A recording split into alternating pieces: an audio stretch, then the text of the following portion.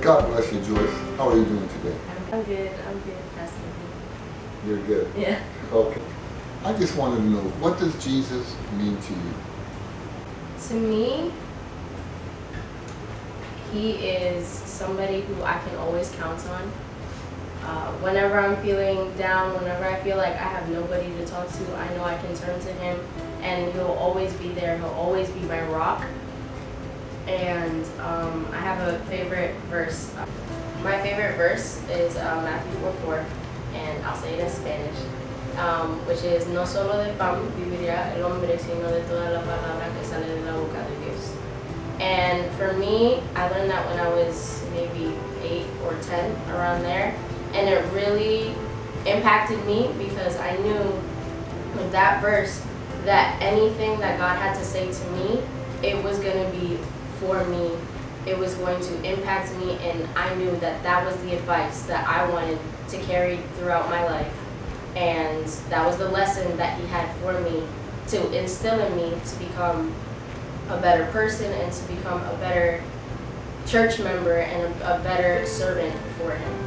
And you said that not out of bread alone does man live, but by every word that comes out of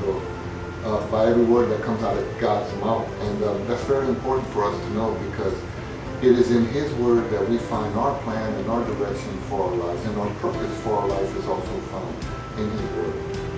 How do you know God is speaking to you? Just the little things, just every opportunity that I have, I can see God in it.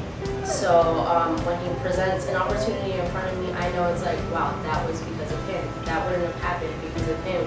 In my work life, in my school life, any opportunity that I can find, if I see that, wow, like I couldn't have done that without him, I see that that was the purpose that he had for me, and that was the lesson that he had put in front of me, so I can learn and I can grow from that. So what you're telling me is that God speaks to us even in small, little, insignificant things in life, that if we were to really wanted to listen to God, we could see that God speaks to us not only through his word, but through all of the small things that occur in our lives also. Tell me one thing that God has done for you. To pinpoint one thing is really hard. Okay. I would say just bringing us to Florida, because that move on its own was so, for a lot of people it didn't make sense, and for us it didn't make sense, but that impacted so many little things. It was like a domino effect. It changed my school, it changed my relationship with my parents, it changed my relationship with God. So I think that little thing, although we didn't understand it, he knew what he was doing, and the trust that we put in him, that grew, and that created an even bigger relationship for us with him and with each other. For me, it was trying to figure out how to put my trust in him, because from the second I stepped into high school, I had a plan. I had my 4 years of high school, then I was going to go to this specific college, and I was going to do this specific thing with my degree. And for me, all of that was derailed when I found out that we were moving. And when it all changed and it all shifted, I was left with the thought of, wow, I don't make the rules, I don't make the path, and I need to realize that I'm human.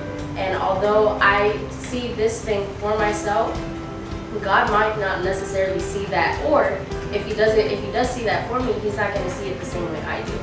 So I needed to learn to put my trust in him and realize that he was doing the best that he wanted for me.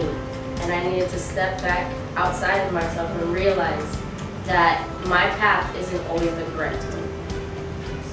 It's very interesting that you say that, because Jeremiah 29:11 says that God knows the plans that he has for us individually. And it's very important to just continue walking along his path. He knows the plans. We may think we know the plan, but he knows the plan completely. And he has a plan for each and every one of us. So the move that God created allowed you to learn how to trust more in him.